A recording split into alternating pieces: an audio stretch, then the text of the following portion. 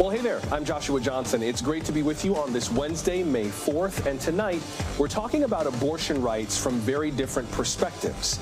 Protests continue across the country as more people consider an America without these rights.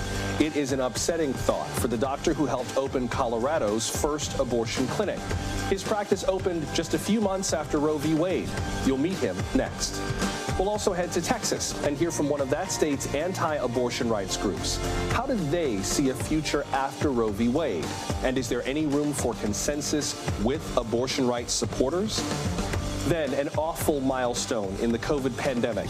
By our count, the U.S. death toll just reached 1 million people and counting. Plus, violence mars yet another high-profile comedy performance. This time, the target was Dave Chappelle.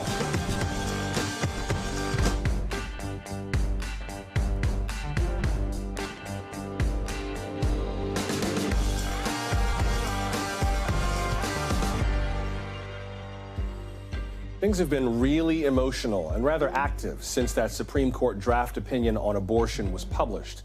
Many people are still processing what it might mean, perhaps you too, and emotions on both sides are pretty raw. Supporters and opponents of abortion rights are speaking out, as you can see here in Austin, Miami, New York, Columbia, Missouri, and elsewhere, all trying to make their lawmakers hear them. In Washington, Senate Democrats are taking steps to write abortion protections into federal law. They're calling for a new vote on the Women's Health Protection Act. Now, an analysis from Boston University says codifying Roe v. Wade would ensure a pregnant person's right to an abortion without interference. But at the moment, it does not look like the votes are there. Now, this leaked Supreme Court opinion is a draft. It does not necessarily mean that Roe versus Wade will be overturned for sure. But many states have prepared for that possibility. They've passed what are known as trigger laws. These trigger laws are contingency plans to ban abortion statewide. If Roe is overturned, they would take effect almost immediately. Take a look at this map. You can see the 13 states that have these laws in place, including Utah, Texas, the Dakotas, Alabama. Tennessee's trigger law would take 30 days to kick in. Here's what some Tennesseans had to say about that. We don't expect men to get vasectomies or to use birth control. There's no requirement like that, and yet we put this kind of a requirement on a woman. I think it's wrong. I don't think that it is fair. I think it's just another way for classism to kind of push people down. As a mother and a pro-life mother, I'm actually happy that they're thinking about overturning this, because no matter which side you're on, whether you're pro-life or for a woman's choice, at 20 months, a baby is viable. Meanwhile, people outside the Supreme Court, and she said 20 months, I think she meant 20 weeks. But meanwhile, people outside the Supreme Court are still sounding off about the impact that striking down Roe would have. MSNBC anchor Yasmin Vasugian starts us off there. Hey, Yasmin. Joshua, when you and I spoke yesterday evening, this entire area was completely filled with protesters. As you remember, there were hundreds of people out here. Throughout the day today, there has been waves of people, I would say. At one point, there was 100 people, like right about now. An hour or so ago, there were hundreds of people, I would say. They've set up this barrier here. You could have gotten up to the steps a little bit earlier. Now these barriers are set up. They're not allowing protesters beyond this point. Charles, let's swing this way. I want to show you, Joshua, some of the folks that I've been speaking to while I've been out here.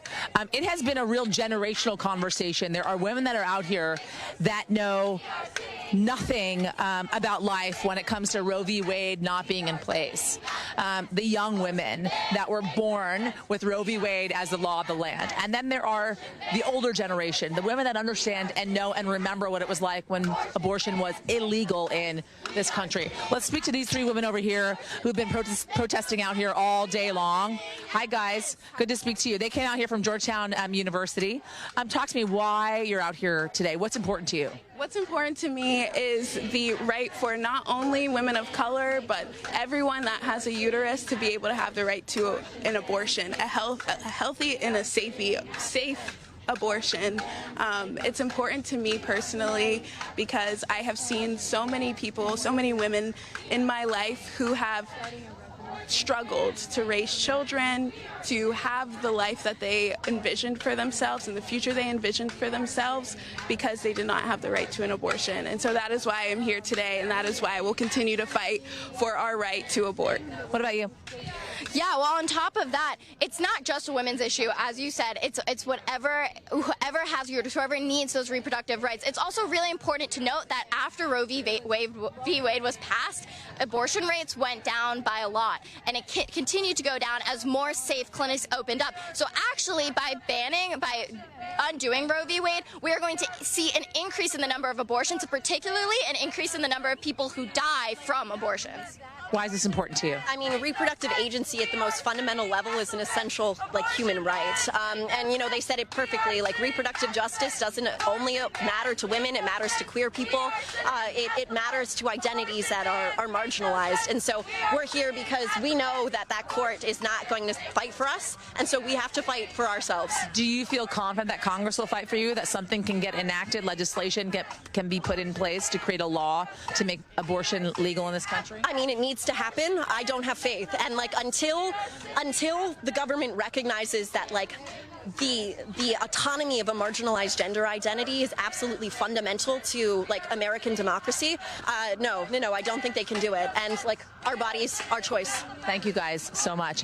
Joshua, you heard that final sentiment, right? I don't have faith. I've heard that over and over again, where women out here, they feel angry, they feel worried, they feel afraid, they feel enraged, they feel shocked. And then I asked them, well, do you think something can get done? Do you think there are senators out there, there are lawmakers out there that are on your side? And they say, yeah, there are people on our side.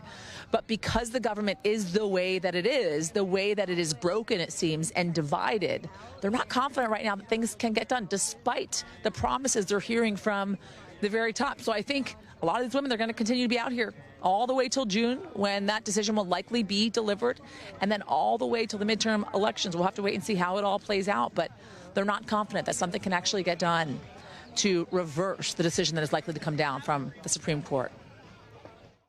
Thank you, Yasmin. That's MSNBC weekend anchor Yasmin Vasugian, starting us off at the Supreme Court. Remember, you can join her every weekend from 3 to 5 Eastern on MSNBC.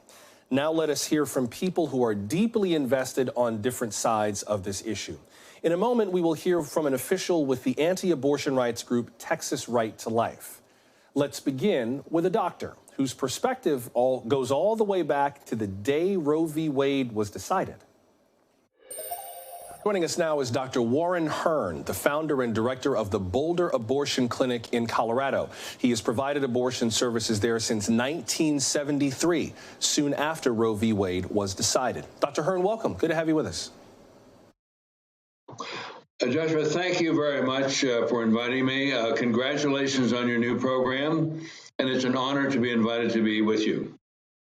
Much appreciated, Doctor. Thank you. Thank you very much. I'm glad to be able to speak to you because I think yours is a perspective we don't often hear, and you've written in the past about why you got into this business and stayed in it. In an essay back in the 90s, you described the first abortion you ever performed for a 17-year-old high school student. You said that you realized that it had helped change her life, and you said that it gave you a new definition of medicine as an act of compassion and love. I wonder how you view where we are now with the future of abortion rights in America as it relates to providing these services as an act of compassion and love. Well, we're in a terrible situation. The Republican Party has used the abortion issue mercilessly for 45 years and walked on the bodies of women to use the abortion issue to get power, and they've been successful. The 2016 election sealed the fate of Roe versus Wade, along with his appointment, his promise to appoint 3 justices, or as many justices he could, the U.S. Supreme Court, who are opposed to abortion, with the indispensable help of Mitch McConnell. But this is a result of 45 years of constant work by the Republican Party and the anti-abortion fanatics to take away this right from women and install a theocracy and a patriarchal society. They have succeeded. They're in the process of succeeding. But the real problem now is the threat to democracy as a result of a Republican Party, which has essentially become a fascist party in the United States. And so now we have a situation where over 60 million women have had abortions in the United States. We made it the safest surgical procedure available in this country. There are hundreds and hundreds of highly skilled and dedicated people in this country who are doing this work and risking their lives every day to do it. But we have the situation now where numerous states, over 20 states, almost half the states of the United States, have made abortion illegal or are about to make it illegal. And this has had a terrible consequences for the health of women, especially poor women and women of color who don't have access to resources and can't fly to another state to get an abortion. Presuming that Roe v. Wade is overturned, Colorado, where you are, will be surrounded by a number of states where abortion services will either be restricted or illegal outright. I can imagine, and we can see there on the map, we've highlighted Colorado in white, and you can see states all around, with the exception of New Mexico, that will have outright restrictions. New Mexico just basically does not have protections per se. How are you preparing for that possibility? Are you preparing for an influx of patients from neighboring states? Well, Joshua, we have made some changes to accommodate more patients. But what we have in my private medical practice here is really an abortion intensive care unit. We take care of patients who are very far along in pregnancy, who have terrible medical problems, who can't be seen in other clinics. I have other colleagues who do see some of those patients, but we tend to see the more difficult cases who are farther along and have much more difficult problems. And so there we have a very limited space for either physical space or a number of staff to expand the services. I'm working on important plans to expand the services that we offer and increase my staff and facility, but that's a long ways off. As my colleagues have noted in other places, it's very difficult with a small medical service to really scale up and to expand the number of patients that you can see, because we're trying to give each patient the best possible medical care. That means very long periods of time, very close individual attention, careful attention to medical issues and emergencies, and the prevention of risk and prevention of complications. So that takes a lot of time and concentration. It absorbs a lot of special attention and skill from my staff. You mentioned that you've had rocks thrown through your windows. In the essay that I mentioned, you said that you've had your life threatened, shots fired into your waiting room over the years, and lots of protests over the decades. I'm sure there are plenty of people out there who still view the work that you do, to be very blunt, as killing babies, and they see no room for the kind of services you provide in America today, especially with the fate of Roe v. Wade being what it perhaps appears to be. What is the one biggest thing that you wish everyone understood about abortion services that people tend to get wrong? Is there one particular misconception that you find yourself constantly clearing up over the years?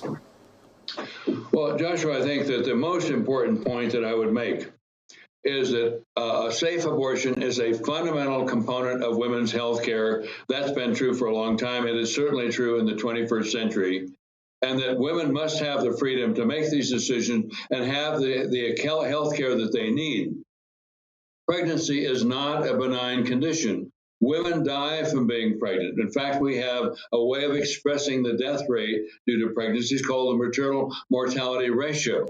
In Alabama, the maternal mortality ratio for Black women is 5 times as high as it is for white women, which reflects the social injustice of Alabama as a former slave state that is extremely conservative and very, very much in the dark ages. And the fact that is true across the country.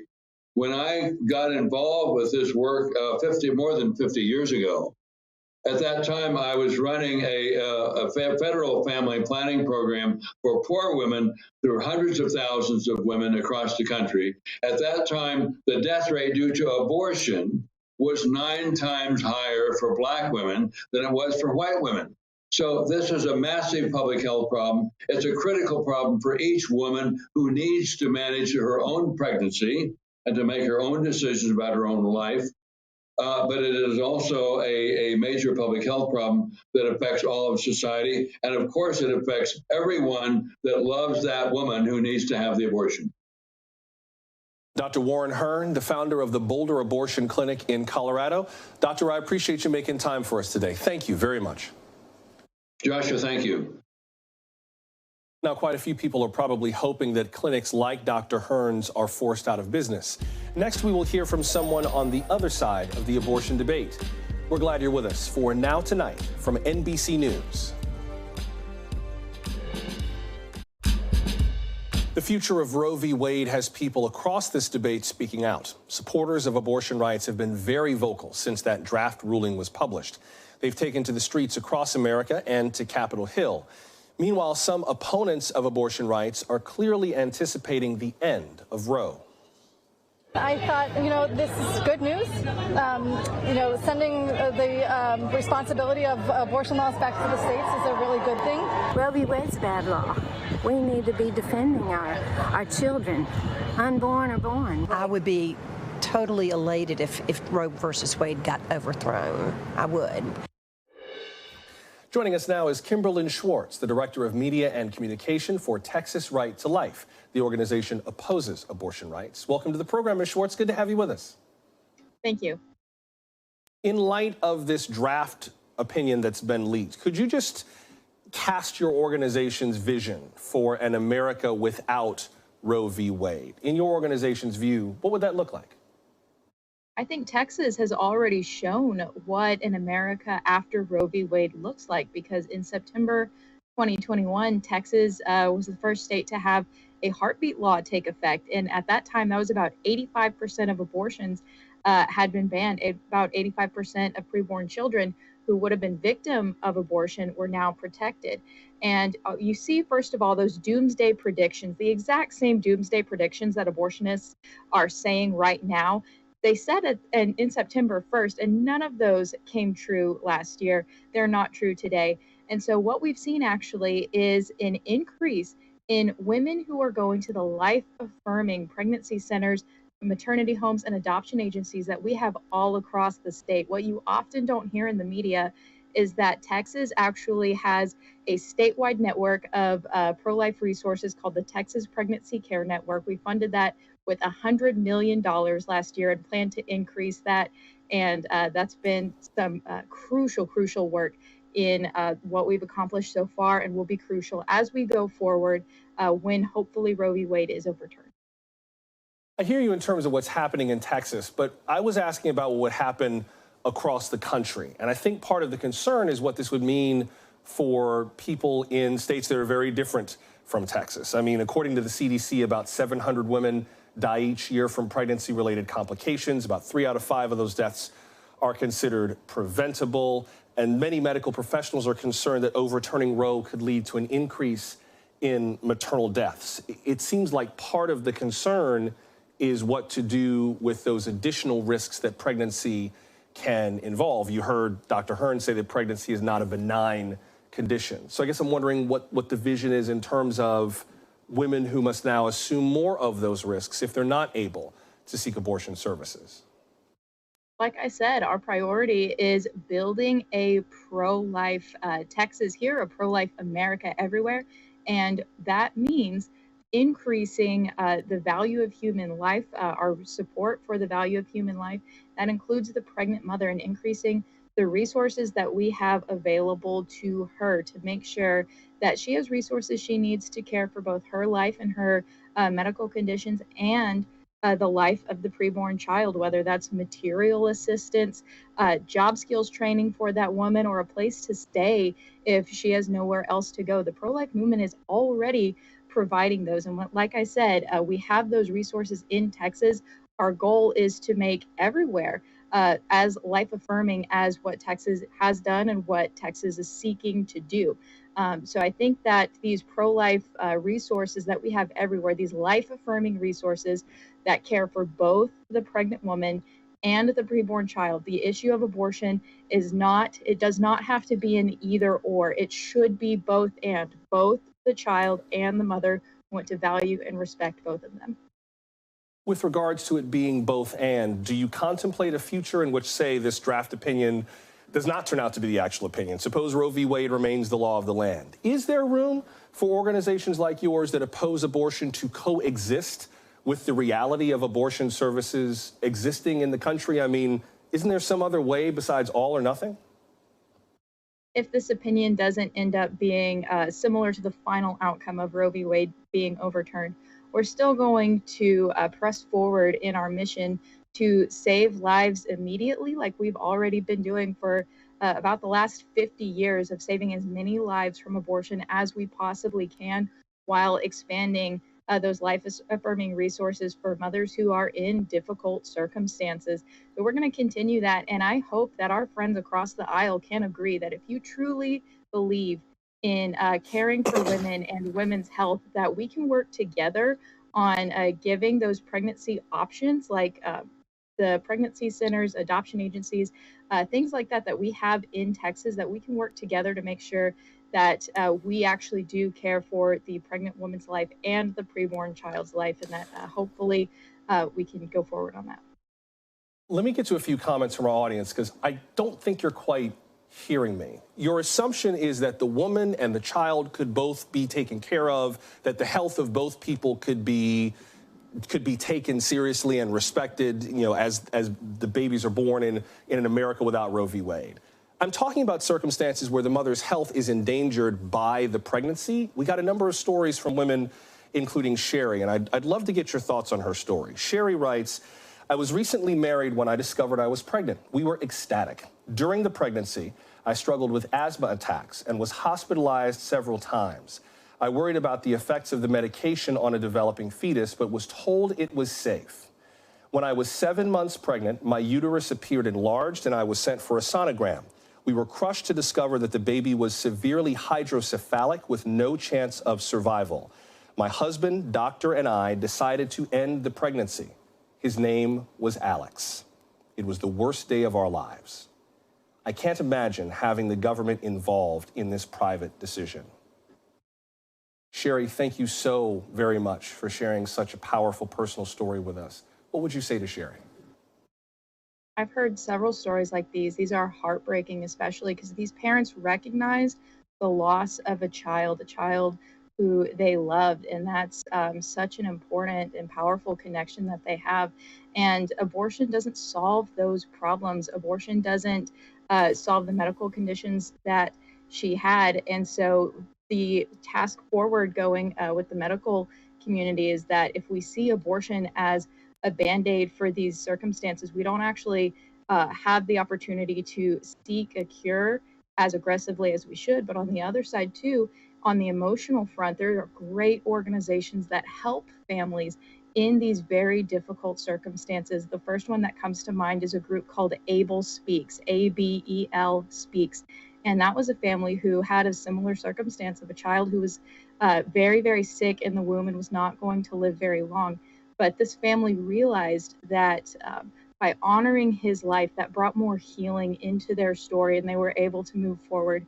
So families like that, there's opportunities for healing that don't involve abortion. And I pray that we can work together and see those, and again, value both the life of the mother and the health and the dignity of the mother, while valuing the life, dignity, and safety of the child too.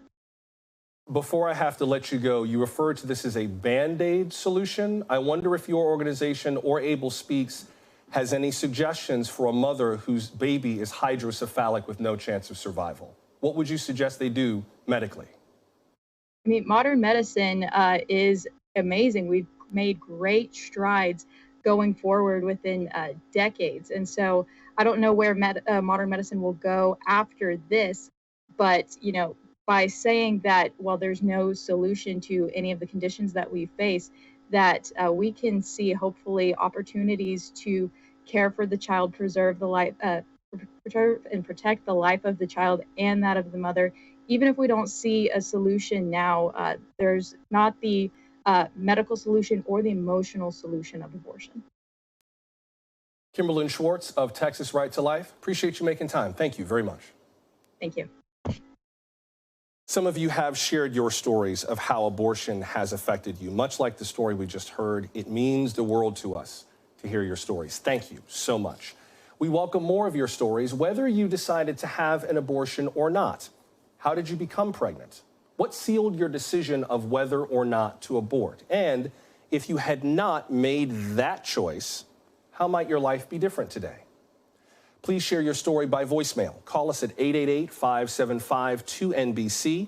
That's 888-575-2622. You can also email us now tonight at NBCnews.com. Let us know if there are any sensitive details that we should keep private. We will respect that. And we would love to share more of your stories in the days to come. Coming up, a little good news in the war in Ukraine. Hundreds of civilians were evacuated to safety today. We're live with the latest. And remember, we just launched our Now Tonight podcast, so scan the QR code on your screen to subscribe, and you can listen on your favorite podcast app.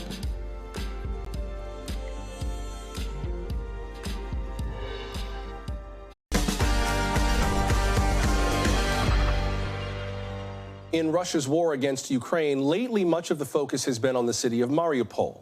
Tonight, the Red Cross says that a major evacuation out of that Russian-occupied city has succeeded. More than 300 people safely arrived in the nearby city of Zaporizhia. This evacuation comes after weeks of failed attempts. Ukrainian officials say that about 20,000 civilians have been killed in Mariupol. That city has been bombarded into ruins. You may remember the bombing of a theater back in March. Now it appears the death toll from that attack may be much higher than we thought. An investigation by the Associated Press suggests that attack killed around 600 people. That's about twice as many as Ukrainian officials first estimated. The AP interviewed 23 survivors of the bombing and used a 3D model of the theater's floor plans. That allowed reporters to compare the number of survivors to how many people may have been inside when Russian troops attacked. Still, the Associated Press notes that, quote, with communications severed, people coming and going constantly, and memories blurred by trauma, an exact death toll is impossible to determine, unquote. Meanwhile, it looks as if the European Union is on the verge of banning Russian oil. Today, the EU said it would likely do so in the next 6 months. Member countries still have to give their final approval, and that could come in the next few days. NBC's Cal Perry joins us now from Kyiv. And Cal, let's talk a bit more about the Russian strategy. There are some reports of Russian forces leaving Mariupol. Do we know anything about where they're headed and how that factors into all this? So we think they're going to pivot to the east, to the Donetsk region, which is where, of course, there's been a war since 2014. I think it's probably bad news. Excuse me, probably bad news for the folks who are in that steel complex, the Avastal steel complex. We heard earlier from the mayor there who said that he lost contact at one point with the people who remained in that site in Mariupol, sort of the last stronghold, the last sort of bastion there for Ukrainian forces. He had lost contact with them earlier today, reestablished contact in the last couple of hours, but reported that Russian soldiers are actually on that complex now for the first time. This is the second day in a row that they've attacked that complex on the ground, and it now appears though they're sort of at that complex. It's quite possible that will mean those sort of 350 civilians who made it out in the last 24 hours will be the last civilians to make it out. And I think there's a growing concern for the sort of hundreds, we understand, of Ukrainian soldiers who are in that site, how they'll be treated as Russians move on to that complex and finally sort of secure it.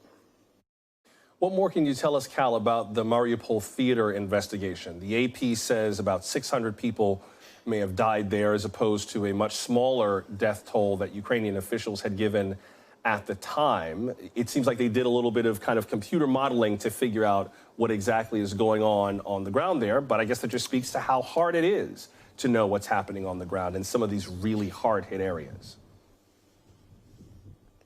Absolutely that. And I mean, there are areas around Kyiv like Bucha and Irpin that have seen atrocities, and it's been hard to find the people that you need to find in order to get the details of these locations. I think one of the things that the Associated Press did was they were finally able to get a hold of government officials in that town who were able to give them a layout of the theater, how many people could have hid there, how many people were hiding there. Again, satellite images, as you said, and pointing to what would be now the deadliest attack of the war, single attack of the war. We'll wait and see about this steel plant and what happens there. But it's an indication of the ferocity of these airstrikes and the targeting of civilians in these airstrikes. You know, the State Department at the beginning of the war said it's one of two things. They're either indiscriminately shelling or they are targeting civilians. This is one of those attacks, and you showed it in your open, where children are written, you know, so that they can see it from the air. Hard to say that it was indiscriminately shelled. You know, it seems clear now that it was targeted, and,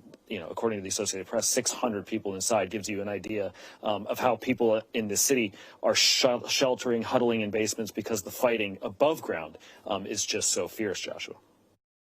Let me also ask you before we have to go about this EU proposal to ban Russian oil. That feels like a really huge deal, considering how many EU nations have been quite dependent on Russian energy supplies for a very long time. What does that look like, and what do the prospects for passage look like? Well, and the billions of dollars that it would cost Russia. I mean, to Secretary of Defense Austin's point, you know, if the U.S. and other nations could make it impossible for Russia to refill its military supplies, that would be a huge thing. The problem is, at least 3 countries have today said that they've got some issues with this outright embargo, with this outright ban. We're talking about Hungary, Slovakia, and Czech Republic, and these countries are saying it could take them until the end of next year before they're willing to say that they're not going to use Russian oil. So, you know, a unanimous vote, which is what it needs to be, I think is now in doubt on some of these terms. It'll be interesting to see if they can narrow the terms. Maybe it's oil from the pipeline, not oil that's delivered from the sea. But it also just, I think, underscores how dependent these European economies are on Russian oil. And look, you know, Americans know this well. Energy prices matter. And a rise in energy prices 3.5 times year over year is a problem for an economy like Hungary. Thank you, Cal. Please stay safe as best you can. That's NBC's Cal Perry reporting from Kyiv tonight. Ukraine has stunned some of the world with its strong defense against Russia. But yesterday, at a congressional hearing, Defense Secretary Lloyd Austin stressed that the war is changing and that Russia is learning from its mistakes. We'll see some of the same mistakes, some of the same weaknesses as they prosecute the fight in the Donbass and in the southern part of the country. But they will learn from the lessons learn from what they did in the early stages of this fight. And we'll see them improve their logistical efforts, and we'll see them improve their massing of fires and that sort of business. But some things they won't be able to correct. Let's continue now with retired Admiral James Stavridis, our NBC News Chief International Security and Diplomacy Analyst. He is the former Supreme Allied Commander of NATO. Admiral Stavridis, welcome back. Good to see you again. Great to see you, Joshua. Would you pick up on that remark from Secretary Austin in terms of Russia learning from its mistakes? How do you see that in terms of where this goes from here and how the Ukrainians would respond to it? You know, if I were a Russian general, I'd be kind of discouraged right now, Joshua. I don't have very good guidance from Moscow. Bad battle plan, diluted forces, just didn't work out. Point one, you're not going to fix that. Point two, bad battlefield leadership. The Russians don't have that cadre of, if you will, middle management, the really good sergeants, chief petty officers in the Navy. Not going to fix that. And number three, and perhaps more importantly, they don't have the inner will or spirit. You can see that in how their forces are stumbling. My good friend Lloyd Austin is exactly right. They'll be able to correct some of the technical aspects of their performance.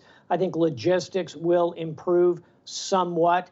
Their targeting will improve somewhat. But look, bottom line, no one is going to be able to wave a magic wand over the Russian armed forces, which have performed poorly thus far. It's not going to suddenly change. And that's why this offensive in the Donbass is kind of slowed. Anemic is the word Admiral John Kirby, the DoD spokesman, used several days ago. That's a good description. Is that something that's mitigated perhaps by Russia's position in the Black Sea? You tweeted recently about the Russian fleet in the Black Sea and that kind of naval blockade that they're trying to set up pretty much kind of around Crimea, in the Black Sea, the Sea of Azov, to complete that sort of southern and eastern flank of the war to close in more on Ukraine. Does that mitigate things somewhat? It helps them. And if you think about our own American Civil War, when President Lincoln was stymied on the land battlefield, he set in place a blockade around the South to cut off the sales of cotton, to choke off that Southern economy. He called it Operation Anaconda, like the snake. It's a pretty good descriptor. That's what Russia is trying to do. What should we do about it? We should give the Ukrainians the anti-ship missiles that they can use, as they did very effectively to take out the flagship of the Black Sea, the Moskva, as they did 3 days ago to take out patrol craft. They used drones for the latter. They used cruise missiles for the former. We can give them the tools to be as effective at sea. That's an area of, if you will, offensive growth where we can help the Ukrainians. With regard to that, on the flip side of this, what do you make of where the Ukrainians are now in this evolving strategy with Russia? It seems like, insofar as the West has been equipping Ukraine and providing weapons and training and ammunition and other provisions, that the Ukrainians have been able to use it rather effectively. Indeed. And let's take the flip side of where we started the conversation, Joshua. The Ukrainians have spirit, they have will, they have an utterly inspirational leader in Zelensky. They have the inner lines of communication on the battlefield. And above all, they have the population on their side. That's a winning combination. What they need are the weapons, the tools, if you will, as Churchill said during the Second World War to FDR, our president. Give us the tools. We can take this job on. I think that's a pretty good way to think about this. Thus far, we've done a good job of doing so. With regard to the international community's assistance, where do you think that goes from here? We were just talking about the European Union considering cutting off purchases of Russian oil and gas supplies that would choke off Russia financially. But as Cal Perry told us, not all EU nations are equally on board with that, and that's got to be unanimous. So that may or may not happen. But in terms of the other kinds of assistance that the West is providing, how does that look going forward?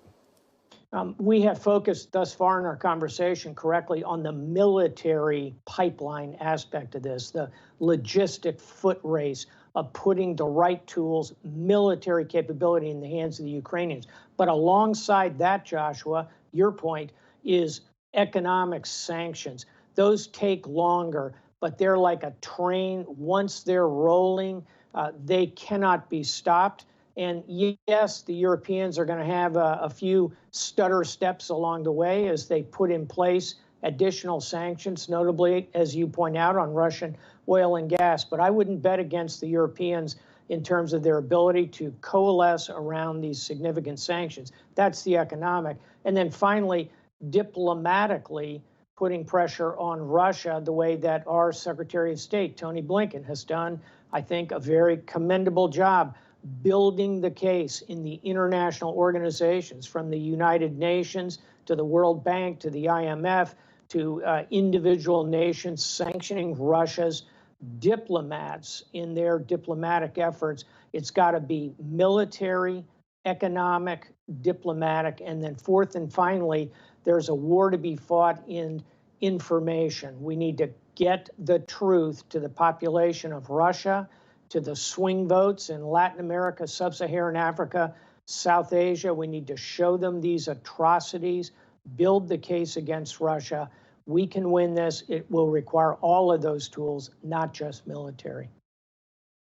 You're one of those guests we have that the very last thing you say prompts like 9 other questions that we're going to have to take up another time. But definitely, I think the information aspect of this, especially to other countries, vital to discuss. And I would love to talk about that another night. Retired Admiral James Stravidis, good to see you, sir. Thank you very much. Thanks, Joshua. The death toll of COVID-19 in the U.S. has reached a dramatic new high. More on this enormous loss of life and on how people are getting on with life just ahead. Stay close. I hate cliches in news writing. Ask anyone who knows me. Especially this one from the pandemic. Grim milestone. Hate that one. But today we did reach a milestone. And grim is almost too small a word for it. By our count, the COVID-19 death toll in the United States has just reached 1 million people. That is the most fatalities of any nation in the world by far.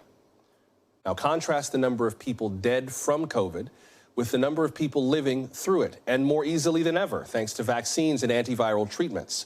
But people are still getting sick. How things are going now really kind of depends on where you live in the U.S. Over the last 2 weeks, new cases in North Carolina have more than tripled. Delaware, Puerto Rico, and Alaska are seeing huge spikes. But cases are decreasing in Arizona, Colorado, Alabama, and Washington, D.C. So COVID is definitely not over, far from it. Still, many of us are moving on with our lives, getting back to the gatherings that this pandemic disrupted. Music festivals like Coachella and Lollapalooza are back. The White House Correspondents' Dinner was last weekend. The Met Gala was Monday night. And crowds are filling up arenas for the NBA and NHL playoffs. Many of you have comments and questions on all of this, and we'll get to some of them with NBC News medical contributor Dr. Kavita Patel. She's a primary care physician and former director of policy for the Obama administration. Dr. Patel, welcome. Good to see you. Thank you, Joshua. What do you make of this 1 million mark? Was this inevitable for this kind of a pandemic that caught much of the world by surprise, that was novel, that we had to learn about on the fly? Or was this preventable? How do you see it? Joshua, I can't underscore what you said earlier about truly the word grim, and it's not a cliche. I can remember being on conference calls with public health colleagues in January, February of 2020, and when we thought then the worst outlook might be 100,000 deaths, that was something that we thought was too grim. So I think what's really striking, there's so many emotions kind of thinking about 1 million deaths. What's striking to me is that 234,000 of those deaths could have been preventable by a primary series of vaccinations. That's according to a Kaiser Family Foundation study for deaths that occurred between June of 2021 and March of 2022. So just wrap your head around that, Joshua. About 24% of what we're talking about could have been prevented. I wonder, though, if this was going to be a major death toll no matter what. I keep thinking of that line from the movie Dr. Strangelove, where General Ripper talks about the two scenarios, one where you got 20 million people killed and one where you got 150 million people killed. They're both awful, but you kind of have the option of the lesser of the two awfuls. In retrospect, was this that, where we were just kind of heading for a large death toll no matter what? Certainly we were when things unfolded in 2020. We understood that this was an airborne virus, and we also had a better appreciation for the effectiveness of vaccines. November of 2020, when that data came out on the mRNA vaccines and Johnson & Johnson and other countries that had other AstraZeneca, other vaccines, I literally cried. I think you and I even spoke. I mean, it was something where I thought, this is it, Joshua. This is the beginning of the end. So I think when your Dr. Strangelove analogy is a good one. Either way, it's devastating and grim, but we could have made decisions that could have changed that trajectory. Well, and that's what I was going to ask you about next, is because I'm sure there's somebody screaming at the TV right now like, no, Joshua, we didn't do this. Those people who refuse to do right, those idiots are the ones who dragged us into this grave backwards that the million bodies are in right now. Like, there are certain people making certain decisions. And I understand that argument in terms of the different ways that some folks have responded to this pandemic. And even now, with events like the Correspondents' Dinner and the Met Gala and others, I think it's easy for some people to say that behavioral pattern, whatever you believe that is why we've got 1 million people dead, that those people doing that are the reason. Yeah, and I also think this is, it's very hard. We were not able to effectively communicate about a novel virus to a public that was literally frozen in front of their TVs, watching you, watching me, trying to unpack this. And we didn't know. And so we had this moving target. And as you point out, the more we knew, that started to build in resentment because people said, well, I'm wearing a mask. Why isn't this other person wearing a mask? They're preventing us from getting back to normal. When I think what you really needed was a reset, clearer communication, certainly from our government and public health officials, but then also some way to look forward to something. I want to go to galas. I want to go to dinners. I want to go to weddings. We need to know how to do them safely if we want to avoid getting infected. It's your goal. You want to avoid infection. Here's what you can do. And right now it feels like we're just leaving it up. You do you and figure it out. Well, and that gets to a comment that we got from one of our viewers in Japan. Albert in Japan tweeted, I find the lax attitude in the U.S. regarding COVID and maskless public gatherings mind-boggling. Greetings to you in Japan, and thank you for sharing that. With regard to Albert's comment, Dr. Patel, what would you recommend? I mean, the CDC is saying masking is a good practice right now for public transportation. That is now a recommendation, not a requirement, but a recommendation. Right. But then events are happening. It's the summer. People are going to travel. I'm really hoping to travel, presuming I don't test positive by mistake. What do you suggest people do going forward if they want to continue to live their lives and move on safely? I definitely feel this, and I have so many patients and myself in this situation. Number one, understand how to make sure that you are as low risk as possible. That includes first booster, eligible for second booster, a second booster, and then thinking about masking. Omicron really changed our objectives. Before Omicron, we said, well, masks help, but now we know that masks for something so infectious, especially high quality ones, can be very helpful. 3, testing, making sure you have rapid tests so that you can assess how risky you are to others, because that's what a lot of people worry about when they're traveling. 4th, Joshua, I cannot stress this enough, knowing what treatments are available and how to access them, because we have treatments, pills, IV therapies. Now we can use them in babies and little infants, all the way up to anybody infected. So we have options, but they're not aware and they're not taking advantage of them. And finally, you have to understand that nobody can promise that you won't get infected. We just want to make it as low risk as possible, not zero risk. That's what COVID, China and COVID, that's what they're trying to do, zero COVID. That's not what I'm saying. Right. It's how low we can make our risk. Yeah, definitely reducing risk. I'll wear my mask now so I can take my cruise later. NBC News medical contributor Dr. Kavita Patel, please, God, let me get on that cruise. Good to see you, Dr. Patel. Thanks very much. We will get to some of today's other top stories before we go, including new inductees into the Rock and Roll Hall of Fame, the Fed's new decision on inflation and interest rates, and more on the man who attacked Dave Chappelle on stage.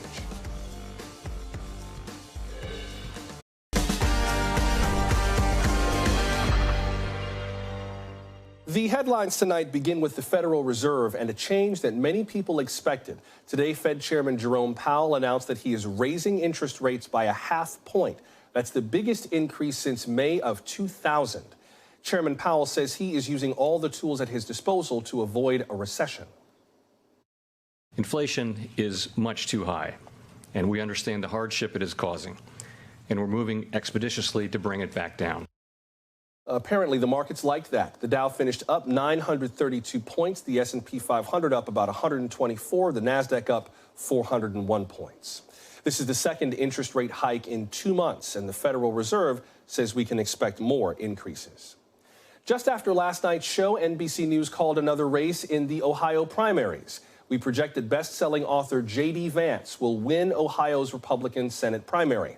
That may have a lot to do with former President Trump. Mr. Vance had been trailing in the polls for much of the race. Then came President Trump's endorsement about 3 weeks ago. After that, J.D. Vance's poll numbers began to climb. Last night, he thanked the former president. I have absolutely got to thank the 45th, the President of the United States, Donald J. Trump. One, for giving us an example of what could be in this country. They wanted to write a story that this campaign would be the death of Donald Trump's America First agenda. Ladies and gentlemen, it ain't the death of the America First agenda. On the Democratic side, NBC News projects that Congressman Tim Ryan will win that primary. The next few weeks include primary elections in West Virginia, North Carolina, Idaho, Pennsylvania, and Georgia. Now, political experts have said the midterms will be tough for the Democrats. Recently, we reported on one of the party's most loyal constituencies, black voters, specifically voters in black churches. Tune in for our report tomorrow night on Meet the Press Reports. That's a single issue series, different from the Sunday morning show. Watch Meet the Press Reports tomorrow night at 10:30 p.m. Eastern here on NBC News Now, or the next day in the news section on Peacock. A man is in jail tonight accused of attacking Dave Chappelle on stage. It happened last night during a performance at the Hollywood Bowl in Los Angeles. Multiple social media posts show a man running onto the stage and tackling Mr. Chappelle. Security guards immediately pulled him off. Dave Chappelle was apparently not hurt. The LAPD identified the suspect as 23-year-old Isaiah Lee. Officials say he was armed with a replica handgun that opened up to reveal a knife. Mr. Lee faces charges of felony assault with a deadly weapon. Bail is set at $30,000. No word so far on a motive. A statement from Dave Chappelle's spokesperson reads in part, quote, Dave Chappelle celebrated 4 nights of comedy and music, setting record-breaking sales for a comedian at the Hollywood Bowl, and he refuses to allow last night's incident to overshadow the magic of this historic moment, unquote. And finally, the Rock and Roll Hall of Fame has a new class of inductees. The Hall made the announcement today. This year's list includes Eminem, Duran Duran, and Lionel Richie, and for the second time, Dolly Parton. Remember, she turned down the honor this year, but she's since had a change of heart. This is also the first time that 6 women will be inducted in one class. The Rock and Roll Hall of Fame ceremony is scheduled for this November in Los Angeles. Hey, thank you so much for making time for us tonight. Remember to send us your story of thinking through an abortion. We would love to know the circumstances of the pregnancy, what sealed your decision, and how you reflect on it today. We understand if there are some details that you want to keep private. We respect that, but share as much as you're comfortable sharing. Leave us a direct voicemail, 888-575-2NBC, 888-575-2622, or you can email us now tonight at NBCnews.com. We look forward to seeing more of your stories and questions, but until we meet again, I'm Joshua Johnson. We'll see you tomorrow. Good night.